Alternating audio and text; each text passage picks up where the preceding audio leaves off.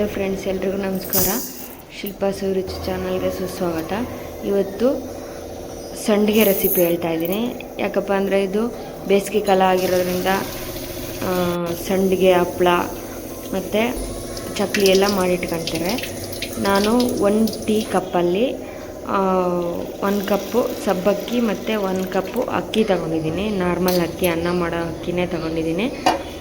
ಅಥವಾ ಅಂದರೆ ದೋಸೆ ಅಕ್ಕಿನಾದರೂ ತೊಗೋಬೋದು, ಇಡ್ಲಿ ಅಕ್ಕಿನಾದರೂ ತೊಗೋಬೋದು. ಅದನ್ನು ರಾತ್ರಿ ಪೂರ್ತಿ ನೆನೆಸಿ ಬೆಳಗ್ಗೆ ಮಾಡೋದ್ರಿಂದ ಇದನ್ನು ರಾತ್ರಿ ಪೂರ್ತಿ ನೆನೆಸ್ಬಿಟ್ಟು ಬೆಳಗ್ಗೆ ಎದ್ದು ನೀರು ಬಸಿದು ಜಾರಲ್ಲಿ ಹಾಕ್ಕೊಂಬಿಟ್ಟು ನೀರು ಬಸ್ತಿರೋ ನೀರನ್ನು ಮತ್ತೆ ಇದರಲ್ಲೇ ಹಾಕಿ ಈ ಥರ ರುಬ್ಬಬೇಕು. ಇದನ್ನು ರುಬ್ಬಿ ಸೈಡಲ್ಲಿ ಎತ್ತಿಟ್ಕೊಂಡಿದ್ದೀನಿ. ಇವಾಗ ಸಂಡಿಗೆಗೆ ನೀರು ಕಾಯಿಸ್ತಾ ಇದ್ದೀನಿ. ಅದು ಮಳ್ಳಿದ ಮೇಲೆ ಹಾಕಿ ಅದನ್ನು ಕೆದಕ್ತಾ ಇರಬೇಕು. ಅದಕ್ಕೆ ಒಂದು ಮೀಡಿಯಮ್ ಪಾತ್ರೆಯಲ್ಲಿ ನಾನು 2 ಪಾತ್ರೆ ನೀರು ಹಾಕ್ತಾಯಿದ್ದೀನಿ. ಸ್ವಲ್ಪ ದೊಡ್ಡ ಪಾತ್ರೆನೇ ಇಟ್ಕೋಬೇಕು ಕಾಯಿಸ್ಬೇಕಂದ್ರೆ. ಅದು ಚೆನ್ನಾಗಿ ಒಂದು ಹದಕ್ಕೆ ಬರಬೇಕು, ಒಂದು ಕನ್ಸಿಸ್ಟೆನ್ಸಿಗೆ ಬರಬೇಕು.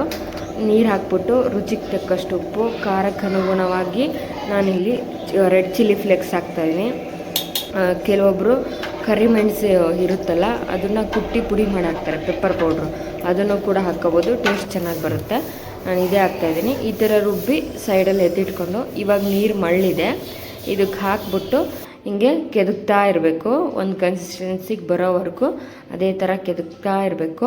ಇದೇನಿಲ್ಲ ಅಂದರೂ ಮೀಡಿಯಮ್ ಫ್ಲೇಮಲ್ಲಿ ಮಾಡಿದರೆ ಒಂದು ಅರ್ಧ ಗಂಟೆ ಬೇಕು, 30ರಿಂದ 40 ನಿಮಿಷ ಬೇಕಾಗುತ್ತೆ ಈ ಥರ ಮಾಡೋದಕ್ಕೆ. ಆವಾಗ ಒಂದು ಹದಕ್ಕೆ ಬರುತ್ತೆ. ಅದು ತೀರಾ ಗಟ್ಟಿನೂ ಅಲ್ಲ, ತೀರಾ ತೆಳುನೂ ಆಗಲ್ಲ, ಒಂದು ಕರೆಕ್ಟಾದ ಕನ್ಸಿಸ್ಟೆನ್ಸಿಗೆ ಬರುತ್ತೆ. ನಾನು ಸ್ವಲ್ಪ 1 ಟೇಬಲ್ ಸ್ಪೂನ್ ಜೀರಿಗೆ, ಒಂದು ಚಿಟಿಕೆ ಸೋಡಾ ಮತ್ತು ಅಜ್ವಾನ, ಇದಿಷ್ಟನ್ನು ಲಾಸ್ಟಲ್ಲಿ ಹಾಕ್ತಾಯಿದ್ದೀನಿ. ಫಸ್ಟ್ ಹಾಕ್ಬಿಟ್ರೆ ಅದು ಕಲರು ಹಳದಿ ಕಲರ್ ಬರುತ್ತೆ. ಅದಕ್ಕೆ ನಾನೇನು ಮಾಡ್ತಿದ್ದೀನಿ, ಇವಾಗ ಹಾಕ್ತಾಯಿದ್ದೀನಿ. ಇವಾಗ ಹಾಕಿದ್ರೆ ಹಳದಿ ಕಲರ್ ಬರೋದಿಲ್ಲ.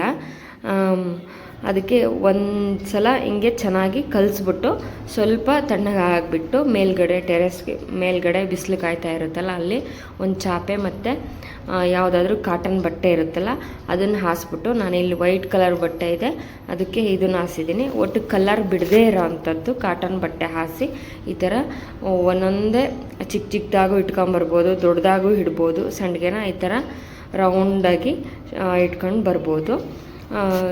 ತುಂಬ ಟೇಸ್ಟಿಯಾಗಿರುತ್ತೆ, ರುಚಿಯಾಗಿರುತ್ತೆ.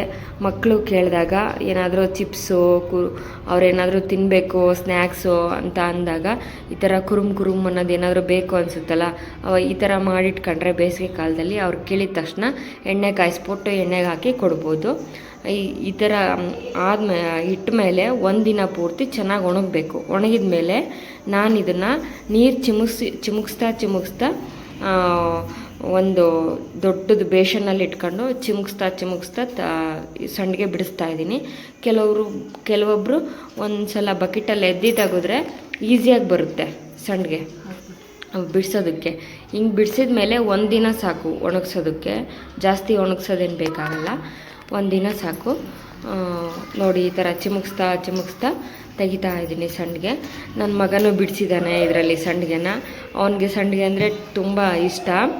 ಅದು ಚೆನ್ನಾಗಿರುತ್ತೆ, ಟೇಸ್ಟಿಯಾಗಿರುತ್ತೆ ಮತ್ತು ಕುರುಮ್ ಅನ್ನತ್ತೆ. ಬಾಯಲ್ಲಿಟ್ಟರೆ ಕರಗುತ್ತೆ ಈ ಸಂಡಿಗೆ, ಅಷ್ಟು ರುಚಿಯಾಗಿರುತ್ತೆ. ಬಿಡ್ಸೋಕ್ಕೆ ಹೆಲ್ಪ್ ಮಾಡ್ತಾನೆ. ಅದಕ್ಕೆ ನಾನು ಈ ಬೇಸಿಗೆ ರಜದಲ್ಲಿ ಮಾಡಿದ್ದೀನಿ. ಈ ವಿಡಿಯೋದಲ್ಲಿ ಅವನು ಕೂಡ ನಂಗೆ ಸಹಾಯ ಮಾಡಿದ್ದಾನೆ.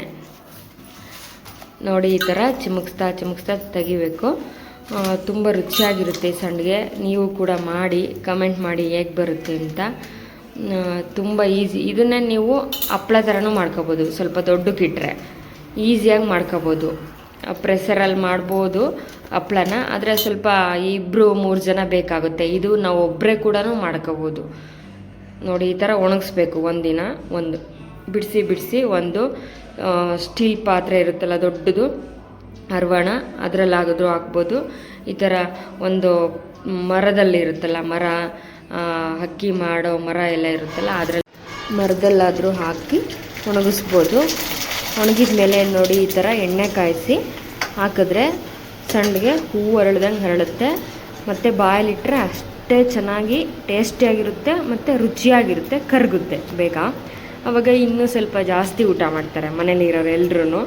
ಆವಾಗ ಕ್ರೆಡಿಟ್ ಎಲ್ಲ ಸಿಗುತ್ತೆ ನಿಮಗೆ. ಇದೇ ಥರ ಮಾಡ್ತಾಯಿರಿ ಮನೇಲಿ, ಸಂಡಿಗೆ, ಚಕ್ಲಿ, ಹಪ್ಳ ಎಲ್ಲ ನಿಮಗೂ ಕ್ರೆಡಿಟ್ ಸಿಗುತ್ತೆ. ಈ ವಿಡಿಯೋ ಇಷ್ಟ ಆದರೆ ಲೈಕ್ ಮಾಡಿ, ಶೇರ್ ಮಾಡಿ.